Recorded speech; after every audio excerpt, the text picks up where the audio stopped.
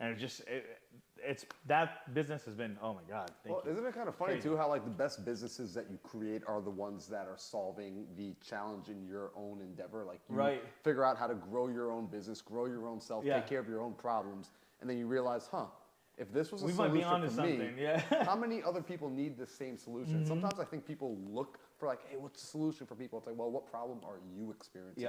Solve your own problem, and then it puts you as an authority to solve other people's problems. So my partner, my buddy, had 3 Honda dealerships in California, San Miguel. So he ended up getting rid of them, selling them, cashed out big time.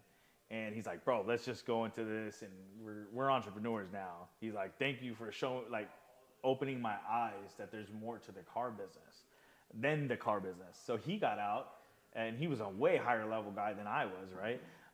He was in the car business for over 20 years, youngest owner of a dealership in that organization owned by Warren Buffett. So long story short, we partnered up on that, and since then, I started a nootropic company recently. Who's ever heard of the movie Limitless? You seen that? Takes a clear pill, and he's like a genius, right? So Joe Rogan has Alpha Brain. You heard of that, right? On it, right?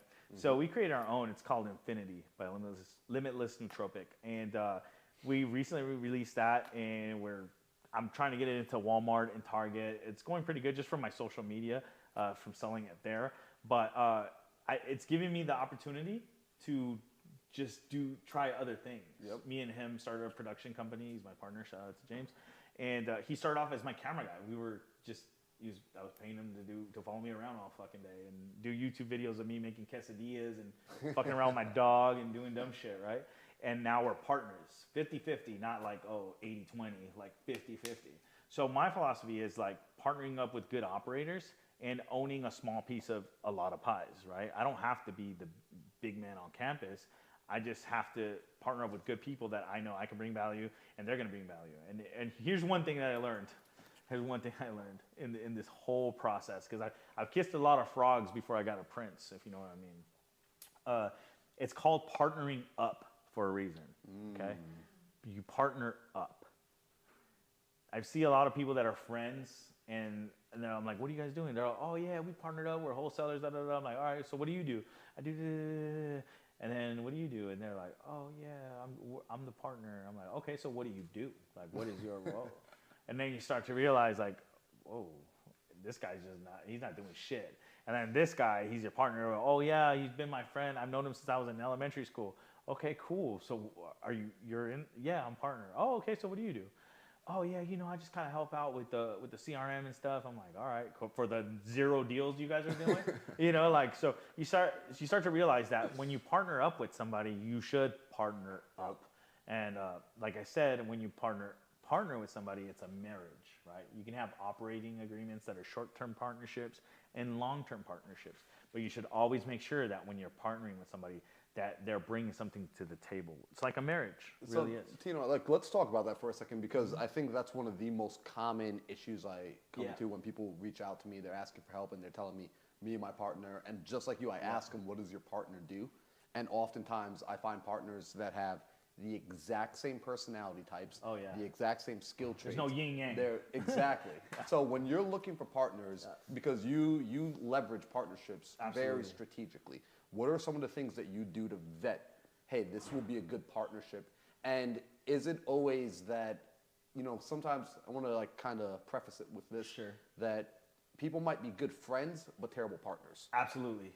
Absolutely. So for me, I look at work ethic, right? Their work ethic, what type of people they are. Do they, I'm not going to lie, I fuck around a lot. I play at least 3 hours of video games with my friends every single day. This is facts. I play Call of Duty. We play fucking all types of shit. I have a sim racer with motors and everything, right? I play video games. It's like my escape. But that's not all I do, right? I work hard. I work smarter and not harder so that I can work the least amount of time. I look at people that are in that same kind of mindset where it's like, hey, how can we bust out as much as possible in a short amount of time and make shit happen? And I got to be able to depend on that person, just like they should be able to depend on me, right? Some partnerships happen, like the nootropic company. I partnered up with somebody, and great friend, but I've already had to fuck them up already because shipments haven't gone out on time, and I'm like, hey, dude, we don't do that. Like that's not how I operate, right? Mm-hmm. And you partnered with me. You partnered up with me because of my social media presence, my network, getting us into these 30 gyms in California, doing this, doing that. Like, the reason why I have that is because of the shit I've done, right? Yeah. And how I carry myself and what my standard is. So if you can't hold up to that standard or even greater, then like we're gonna have a problem. And so I love that you never let your standards waver based on the partnership, based on their feelings, based on whatever might be going on in their life. Like you might feel for them, but like if they come to you and say like, hey, my wife's upset with me for working too late or you don't let that say, hey, let's lower the standard, let's bring the notches down so that you can keep up. This is where the level is, and you either come or surpass. Absolutely. So I'm a huge believer in setting milestones, goals, and realistic goals. Like I've met people that are like, oh, I'm going to make $1 million this year. And I'm like, oh, okay, well, what's the most you made in a month? And they're like, $15,000. I'm like, dude, how the fuck are you going to make $1 million this year? Like how? Just because I'm speaking it into existence. Look, I'm a big mindset guy, right? I will say that. I don't really post about it because sometimes I feel like people just kind of lean on that and use that as a crutch. Mm-hmm. But you have to have realistic goals and a way to get to the goal. So like whenever I'm mapping out somebody's real estate business, right? Like if I know their KPIs of how much their marketing dollars go out, how much come back in, then I look at the salesman's KPIs, and then I know, okay, like if the sales guy's like, oh, I'm gonna make 20K this month. All right, how are you gonna make 20K? What's your average assignment? You get paid 10%. Okay, cool. So your average assignment is what? How are you gonna make sure that you hit X amount of deals that is needed to hit that 20K? Okay, well, I'm gonna make this many phone calls and this many offers per day and this many blah, blah, blah, blah. So you back your way into it. I get a calendar. I say by this week, you should have this many deals. By this Friday, you should have this many deals. Now, if you don't have this many deals here, then you got to make up for it right here. And I don't give a fuck if that means you have to come in early or leave late or make more calls or skip your lunch. As somebody who doesn't care how the chicken gets fucked, as long as the chicken gets fucked, you have to make it happen. So that's one thing that a lot of people don't understand. They're just like, oh, I'm just going to try harder. Well, if you're trying a certain way and it's not working for you, what do you think is going to happen? Just because you speak some affirmations into a fucking mirror at 6 a.m. while you're naked doesn't mean that you're going to be a millionaire. Mm-hmm. And it starts here 100%, right? It starts here, but it has to come out as well. It starts here, it comes, but it has to come out in your actions. Now, you just like I said earlier, you can be doing a lot, but it could be a lot of the wrong thing. Yep. And when you're doing a lot of the wrong thing, it's just busy work. It's not productive. It's not money-making activities. So for me, I look at what is a money-making activity and how that person is actually going to execute on this. So a partnership, I've had some partners that I just shake hands and it's just kind of hastily because I'm like, oh, we're going to make a bunch of fucking money. And I learned from that there's a whole lot more that goes into that. So that's why I like to do like operational agreements that are time or revenue based.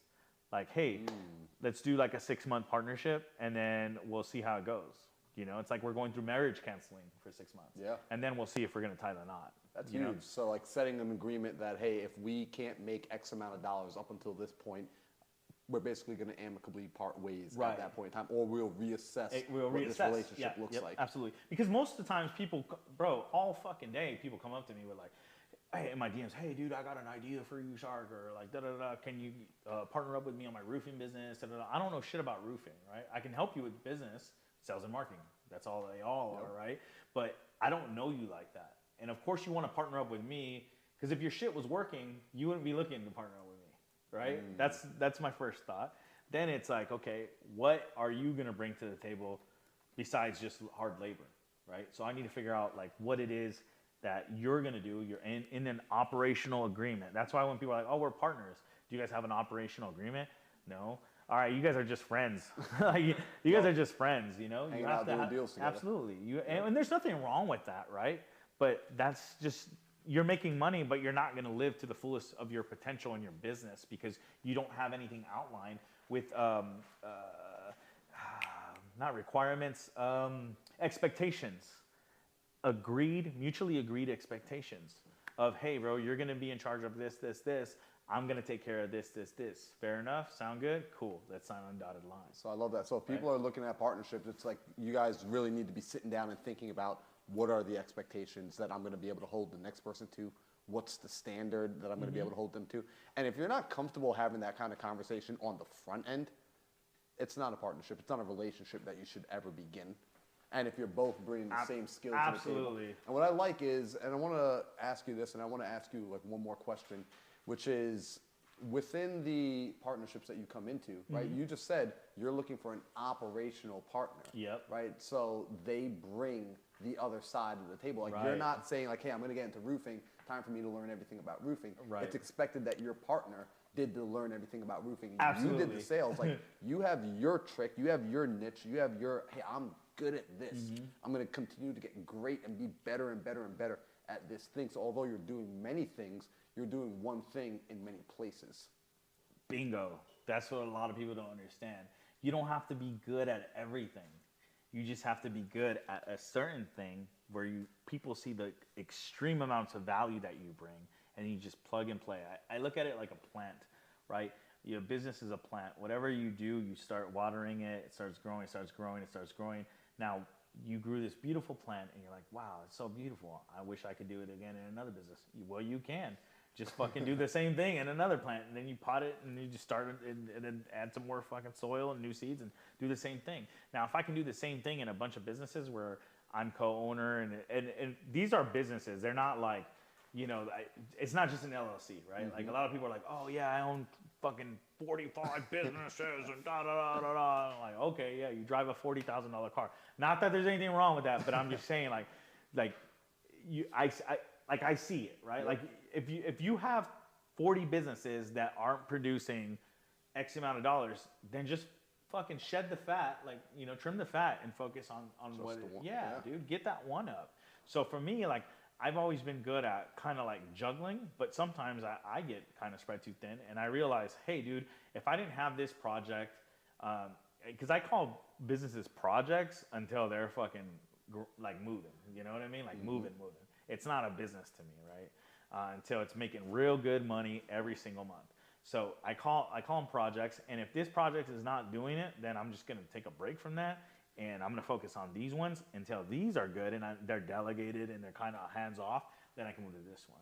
So the car dealership one, we had to hire a guy out of San Diego who handles it for us. Like he's like, I'm the CEO, he's the sales director. So he's like kind of the liaison. Anything when it comes to closing, signing these people up, that's me on the call, Zoom with them, or handling any financials. But besides that, like, I don't have to worry about that. I know that shit is running day and night. Operations totally offloaded to your partner. Yeah, and he's bringing more clients, and then I just wrap them up, put a bow on them, and send them off.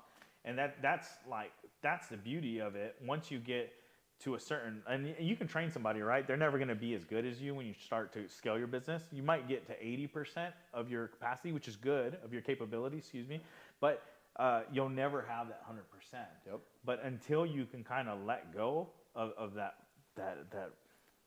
being a control freak, because as entrepreneurs, we're all a little bit control freaks, right? But once you let go of it, that's when the magic starts to happen. But you have to get to that point, right? A lot of people want to hire people right away and do all this shit. And like, oh yeah, I have an operations manager, got this manager, da, da, da. And then at the end of the month, you're making 100 grand, but you're only netting yourself like 15, 20. And at that point, it's like, why do you want to do that? Like, that's too much stress. Because I think of employees, when you have employees, they're families. Like, you have a lot of responsibility. There's a lot of responsibility with having employees. Like, even VAs. Like, think about it, especially VAs. Like, they live in third world countries, and we're paying them X amount of dollars, and that's life-changing money for them, right? Their moms are eating off that. Their kids are eating, their cousins, they're putting a fucking roof on their goddamn hut, right? So then, you have to think of that. Like, when you can't just be like, oh, I'm just gonna cut it off. I'll figure it out later. I'll come back to it later. No, dude, you're affecting a lot of people. So when I scale a business, I try to not hire people until I absolutely have to. Yep. Because with me, most of the business I have, like if I don't have the, plus it's like no overhead, no one's worried about, oh, why is Tino rolling around in a fucking, in a Huracan, or, you know, an Evo, and why does this guy have a $100,000 watch on? How come he's on vacation? How come he doesn't work Fridays, right? They're seeing me on Instagram and shit doing my thing. Yeah, fiance Fridays, yeah.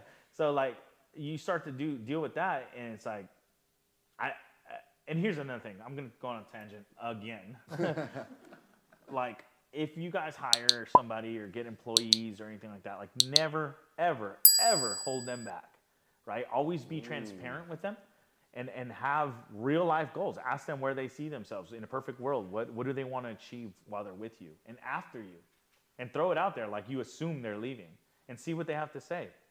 Some of them might be like, no, dude, I want to rock with you forever, you know? You know what's funny? When you do that, you end up keeping them forever. Yeah. Because I did that with some of my very first VAs, and I mean, the loyalty. They'll run through walls for you. Out the roof. And she was just like, I've never. Yeah, she's probably blown away. In like, the what beginning, the hell? she put me on those. She said, like, the very first day she wanted to come on, she was like, I don't know if I can do that pay. Like, I was getting this much more over here. Yeah. But I learned a lesson from my time as a W-2 employee. There's more than one way to pay a person. Oh, absolutely. You don't just pay them in currency. You don't just pay them in dollars. You treat them right. You give them the opportunity to grow. You ask them. You give them personal development. Absolutely. And they will stick with you forever. Absolutely. If you like this episode so far that I'm doing with Shark Tino, then you can go over here to watch the entire episode in full. Or if you want to not watch another part where we kept the conversation going, you can click on this video right here. I got $1 billion mindset, steady as a